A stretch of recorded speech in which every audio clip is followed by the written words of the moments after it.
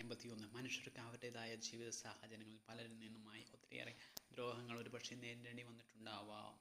നമ്മൾ ആഗ്രഹിക്കുന്നത് പോലെ തന്നെ ആവണമെന്നില്ലല്ലോ മുന്നോട്ടുള്ള ഓരോ യാത്രകളും. നമ്മളെ ദ്രോഹിക്കാൻ ആഗ്രഹിക്കുന്ന നിരവധി ആളുകളുണ്ടാവാം ഒരുപക്ഷെ നമ്മുടെ ചുറ്റിലും. നമ്മൾ പ്രതീക്ഷിക്കാത്ത ഇടങ്ങളിൽ നിന്ന് പോലും നമ്മൾക്ക് ദ്രോഹങ്ങൾ നേരിടേണ്ടി വന്നിട്ടുണ്ടാവാം.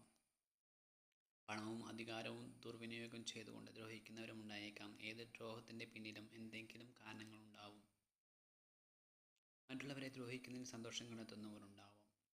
നമ്മൾ ഇന്നലകളിൽ ആരെയൊക്കെ ദ്രോഹിച്ചുവോ അവരിൽ നിന്നൊക്കെ നാളുകളിൽ ഒരുപക്ഷെ തിരിച്ചുള്ള ദ്രോഹം പ്രതീക്ഷിക്കാം. ഏതൊരു ദ്രോഹത്തിന് പിന്നിലും പ്രധാന കാരണം അവർ വേണ്ടപ്പെട്ടവരുടെ മനസ്സിനേറ്റ മുറിവുകളാണ്.